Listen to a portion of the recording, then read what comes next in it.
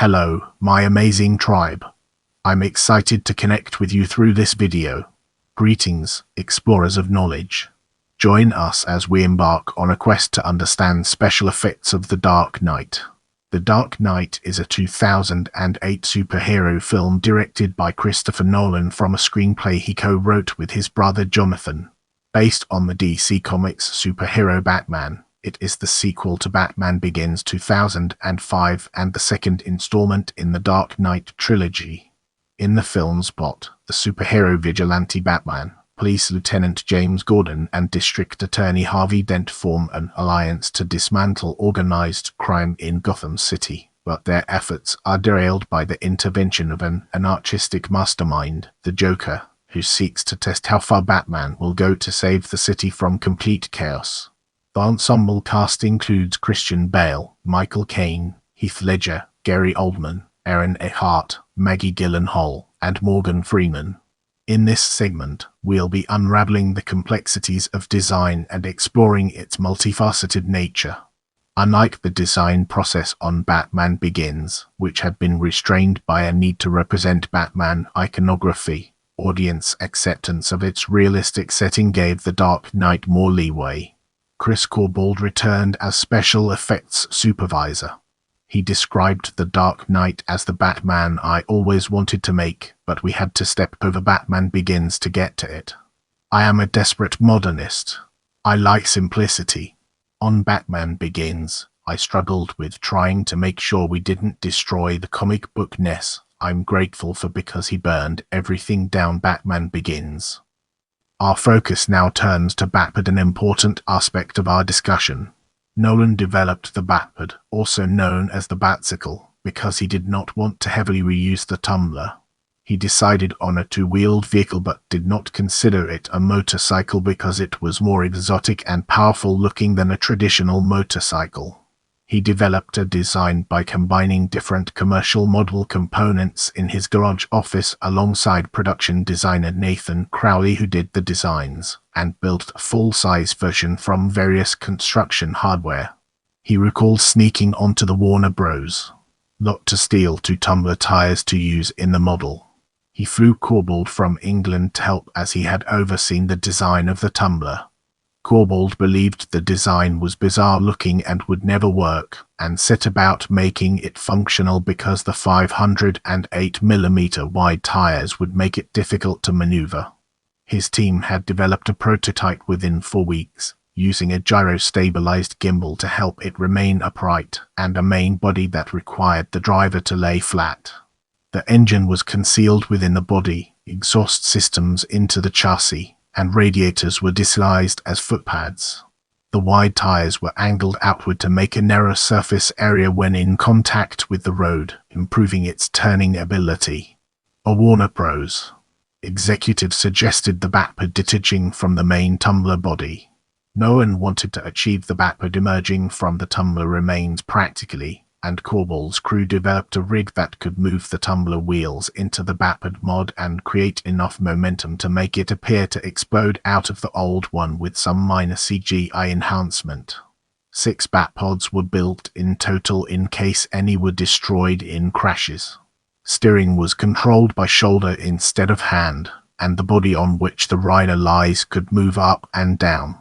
Stuntman Jean-Pierre Goy was the only person capable of riding it, spending months training in its use. During filming, Goy wore the full Batman costume plus a custom crash helmet resembling the mask. The cape was a point of concern due to the risk of it getting caught in the rear tire. Hemming and her crew developed a prototype backpack that could automatically retract the cape, but Corbould suggested performing a test run with the normal cape with an easily tearable release in case it did get caught. In motion, the cape flowed over the tire safely, and the backpack idea was instead used for Batman's Hong Kong infiltration. Goy had to ride the Batpod at up to 80 mph, only falling off once. Bale was also eager to try it out but could not control it, and when shown riding it is actually being dragged behind cars at 60 mph. In this section, we'll be deep diving into Batsuit, unraveling its complexities and uncovering valuable insights. Hemming, Crowley, and Nolan fully redesigned the Batsuit to answer the challenges faced by Bale with the previous incarnation that made it uncomfortable and inflexible and hot because of the rubberized materials plus body chemistry damaged the suit. Its rigidity also made it difficult to sit down, so it was physically demanding on Bale, and the head and neck were difficult to move. Hemming worked on the redesign with concept artist Jamie Romer, rendering over 20 different concepts to create a streamlined design composed of smaller plates of armor with open spaces. Urethane was used to replace the easily damaged foam latex and neoprene of the original, and a material normally used in medical and sportswear that was lighter, more flexible, and more breathable. Several prototypes were worked on for the neck, separating the head from the neck, but instead of the cowl and neck extending down into the suit as it had, the neck piece was part of the suit and came up to meet the cowl. The cowl door area was scaled down to blend it with the scaled down neck. The new mask modeled after a motorcycle helmet. The final suit involved casting and molding over 100 individual pieces compared to Begin's one big piece of molded latex. The new suit is made of 200 individual pieces of rubber, fiberglass, and nylon and metallic mesh. The urethane also served as a light armor for stunts, but it was not any lighter than the original. The blades on the suit's gauntlet were also retractable and launchable. As we transition, let's shed light on the Joker and its relevance to our ongoing exploration. Hemming also designed the Joker's outfit. Although she looked at Nicholson's costuming, Hemming considered that the character would be portrayed by a younger and modern male and wanted his look to be something audiences could identify with and was believable. She looked at images from Vivienne Westwood, which were generally brightly colored, radical lines, and geometric prints, as well as images of Johnny Rotten, Iggy Pop, and Pete Doherty. She wanted the Joker to appear like a vagrant who does not care about or look after himself. Nolan also had her team look at the 1953 painting study after Velázquez's portrait of Pope Innocent X by Francis Bacon, which to him communicated the Joker's edge and unsettling essence. Hemming wanted a single, identifiable costume, a purple coat and green vest complemented with additional disguises and masks. 20 Joker coats and vests were made, as well as multiples of his shirt, which was based on an antique shirt she found. Turnbull and Arthur, responsible for James Bond's shirt and ties, wove a custom fabric for the character's tie after Ledger suggested a thin, as style one. The first place that I looked was obviously pictures of the Joker in past graphic novels, comic books, films, whatever, and then after that, I started to think, well, how could someone be like this? Explains Hemming. Then I wanted to contemporize it, so I started looking in fashion. Hemming says another element of inspiration came from the world of punk rock. You say, what's the rationale for him being able to dress like this? That's when I started looking at the pop world, and I ended up looking at the Sex Pistols and Johnny Rotten, says Hemming. I was just thinking, well, there are plenty of guys out there who actually are as extreme as this, and there's nothing wrong with doing it. You've got to make it look like someone really dresses like this. It can't just be, hello, I'm putting on my costume. It's got to be wherever he lives and whatever he's been doing, he's been wearing that. His makeup and styling was rationalized as him being disfigured first and over time going crazier until he starts covering the scars and eventually his entire face in makeup, while his green hair was a bleach job that had gone terribly wrong. Prosthetics supervisor Kenneth O'Sullivan created the scars by researching different types of scarring. He said the skin has a nape, just like fabric does. If it's cut one way, there will be minimal scarring. Another way, it is very difficult to heal, which is what happened to the Joker. O'Sullivan was not given a concept or reason for the scarring, and developed ideas with influence from the punk and skinhead era, unsavory people he had met, and a delivery driver with similar scarring to the final Joker makeup. Using Hemming's concept art, he developed 3 different scar versions, and with Nolan's approval he developed one that amalgamated all 3 and molded to produce the applications. Using a transferring technique he had initially conceived of on The Last Samurai, he produced silicone molds from which soft and skin-like applications could be made. These could generally be applied directly to the skin while in the mold to make sure they were always fitted to the same place, rather than just fitting them by hand after taking them out of the mold. This preserved the delicate blending edges and the integrity of the sculpture while allowing for very soft pieces. Blending makeup was then added. This process made it harder to produce the applications, but in turn only took 25 minutes to apply. The whole bottom lip is fake according to Ledger. Makeup artist John Caglian sketched 8 clown makeup concepts using photos of Ledger for the makeup, which Nolan wanted to look organic instead of clean or refined. To look like he's worn it for days and slept in it. Nolan provided a book featuring other Bacon paintings for inspiration. The corrupted clown face is built into the icon of the Joker, but we gave a Francis Bacon spin to it. This corruption, this decay in the texture of the look itself. It's grubby. You can almost imagine what he smells like, Nolan said. Once a concept was finalized, Caglian performed tests on Ledger using a theater makeup technique in which Ledger wrinkled up his face, raising his eyebrows and crinkled his crow's feet, and then the area was painted over. Once Ledger relaxed his face, it created cracks and textures. During filming, the pair used the same technique with Caglian adding layers of white and grey. Caglian used a dry face paint activated with alcohol, which made it dry quickly and stay on all day. Creolan Aquacolor black makeup was smudged around Ledger's eyes and sprayed with water to create smears. Ledger always applied the lipstick himself because he believed it was essential to his character. Makeup took a further 15 to 20 minutes. The makeup was not applied in a uniform way but based on the context of the story, such as being more smeared for the bank heist scene because the character would be sweating more, while it was neater for his introduction the mafia leaders. It took about an hour to 90 minutes to get the whole makeup process done. As we enter this new phase, let's uncover the impact of effects on our broader topic. Visual effects company Double Negative provided the 700 different effect shots needed for The Dark Knight, which Nolan used only as a last resort.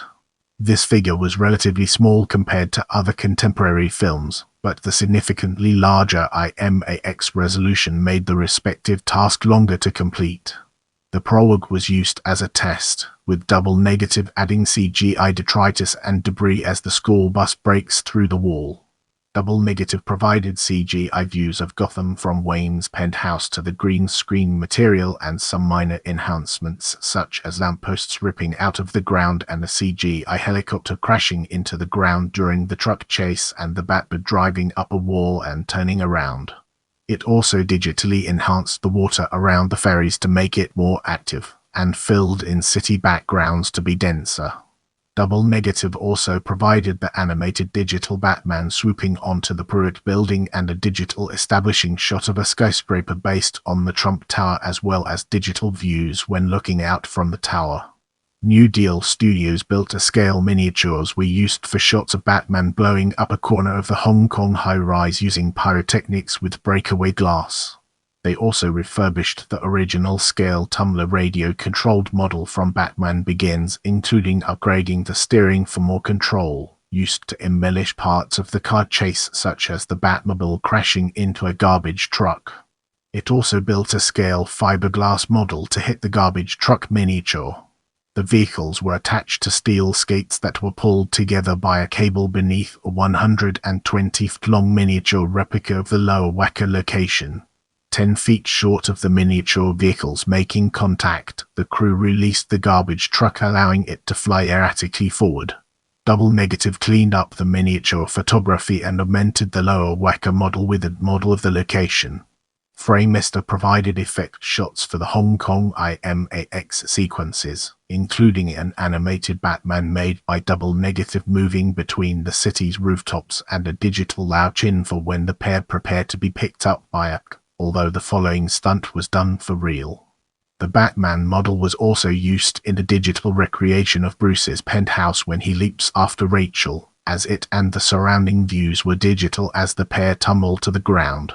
In the following section, we'll be immersing ourselves in the captivating world of Two-Face. The Two-Face design was developed by sculptor Julian Murray based on Nolan's desire for a skeletal appearance without making it too gruesome. Murray studied the character as he appeared in Batman, an animated series, and identified key aspects such as an exposed eye and teeth. Some of the designs were considered too real and more horrifying, and refined to something more fanciful and detailed to have a more powerful visual effect without being as repulsive. Nolan preferred practical effects but accepted they could not realize his intended design without CGI, and that prosthetics could restrict Eckhart's acting. He also believed makeup would add to Eckhart's face when he wanted to reduce his face like a real burn victim. Murray built a maquette of Eckhart's head to develop the design and used it to build facial molds that the makeup team could create a custom bald half skullcap to conceal Eckhart's hair on the burnt side. The skullcap molds were baked in the mold every filming day and took about an hour to apply, including half an hour to deal with the hair and another to apply general makeup and markers. Eckhart wore a series of black and white markers on the left side of his face that visual effects company Framemaster could use to track his facial movements when adding in the Two-Face effect. Pfister lit Two-Face differently to Dent, giving him a moodier, darker lighting scheme. Framemaster developed 120 different Two-Face shots that were matched to Eckhart's live performance and had to individually paint each frame to blend the two sides. Framemaster acknowledged they rearranged the positions of bones, muscles, and joints to make the character look more dramatic. For each shot, 3 720-pixel HD cameras were set up at different angles on set to fully capture Aaron Eckhart's performance. Framemaster also integrated shots of Bale and Eckhart into that of the exploding building where Dent is burned. It was difficult simulating fire on Eckhart because it is inherently unrealistic for only half of something to burn. For Dent, he was always dressed as impeccably as possible to look successful and debonair. Worked backward from his facial damage, knowing the suit would have to match his red and black face, so dressed him in a grey suit with red lining so it could look like it had fused to his burns. Without further ado, let's move on to the topic of bank heist.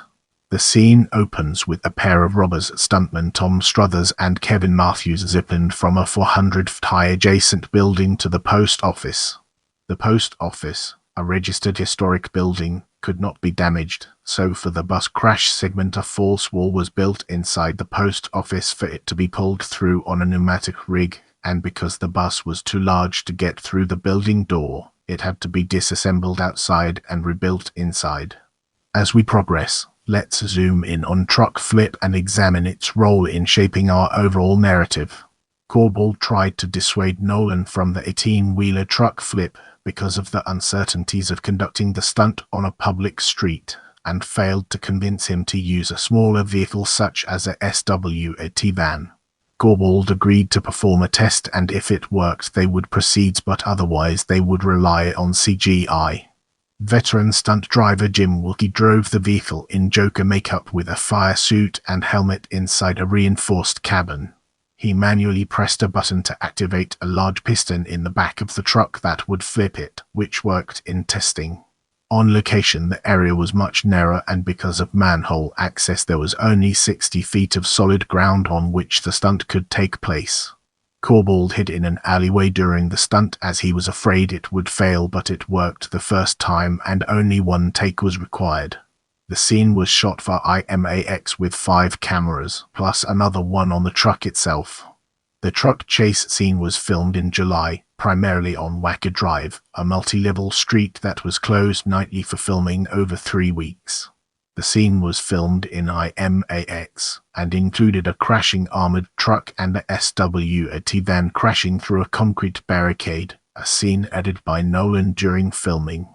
Batman's Tumbler Batmobile intercepting a grenade involved the vehicle driving over a ramp that was removed with CGI, supplemented by scenes of the tumbler crashing and exploding were filmed on a full-scale replica of Lower Wacker built at Cardington Airfield in England. The chase continued on to LaSalle Street, featuring a practical truck flip stunt. and helicopter sequence that was combined with CGI to show it crashing into the road. Additional segments were filmed on Monroe Street, Randolph Street, and Randolph Street Station. LaSalle Street was also used for the police funeral procession scene. As we progress, let's shine a spotlight on the hospital and examine its intricate interplay within our topic. Several months were spent scouting for a site that could be destroyed before finding the four-story former Brax candy factory that was already scheduled for demolition. The hospital being destroyed was not scripted, but Corbould believed it could be done and Nolan wrote it into the script. Explosives expert Doug Loiseau planned the demolition to appear as if it was being exploded instead of imploded as in a typical demolition, and American Demolition set the explosives on key supporting columns with additional charges on the windows. The visuals were enhanced with fire bars and debris. 2 IMAX cameras plus a helicopter were used to capture the footage, plus one focused only on Ledger and a VistaVision camera on the bus, but decided to use just the IMAX footage because the single long take worked better than switching angles. Low angles were used because they did not cause the effect to appear faked. The production was given only 2 hours to film the scene due to nearby Union Pacific and Metro train schedules, and after rehearsals, captured it as a single take in the final 5 minutes before trains began to pass. The heat and force of the explosion could be felt up to 1,500 feet away. Get ready for an enlightening exploration as we dig into pencil trick and understand its role in the broader context. One of the film's most famous and iconic scenes is the pencil trick. When the Joker interrupts a meeting of Gotham's mob bosses, a henchman portrayed by stuntman Charles Jarman is sent to attack him, but the Joker slams his head onto a pencil sticking out of a table, piercing his eye and brain, killing him instantly. The production crew initially considered prosthetics, and Crowley said that they could film the scene twice, one with and without the pencil, and composite the footage. A CGI pencil was also considered, but visual effects supervisor Nick Davis said that they avoided using CGI with IMAX because the digital recreations could not match the IMAX image quality. Instead, the stunt was done practically, with Jarman required to remove the pencil before his head struck the table, putting him at some risk because the pencil was stuck in the table. He performed a few half-speed rehearsals to refine the movement of Jarman sweeping his hand across to take the pencil while his head moved toward the table. The scene itself required 22 takes to meet Nolan's satisfaction. Jarman remarked that 2 different tables were used during filming, a real table, which Jarman preferred because it was not as solid as its replacement, and a padded table covered in a galvanized rubber surface which was denser and firmer. He described it as akin to running into a brick wall covered in a towel. Pfister remarked that the table was covered in wrinkles from the impact of Jarman's head. Jarman said he was knocked unconscious 3 times, developing a large welt on his forehead after the first day of filming, but said he continued because he did not want to let the production down, but in a 2018 interview he admitted he would not do it again given the choice. Ledger, who remained in character on the set, broke character after realizing he had knocked Jarman out. As we move forward, let's uncover the untold stories and fascinating intricacies of other stunts. Exterior footage of the Gotham Project building, the site of Batman's and Joker's final confrontation, was filmed at the in-construction Trump International Hotel and Tower, but the owners refused permission to film a stunt of a SWAT being neutralized by Batman and suspended from the building, so this was filmed from the 40th floor of a separate building site, using a hydraulic accelerator that dragged the stuntman over the edge. The Joker's fall was performed by Ledger himself, at his insistence, lowering him 75 feet with a rapid fall rig down a 110-foot drop. Scenes of Wayne driving and subsequently crashing his Lamborghini were filmed along Wells Street, Lake Street, and Franklin Street. Stunt driver George Cottle performed the crash in a reinforced Lamborghini. A Randolph Street parking garage is where Batman catches the Scarecrow and copycat Batman.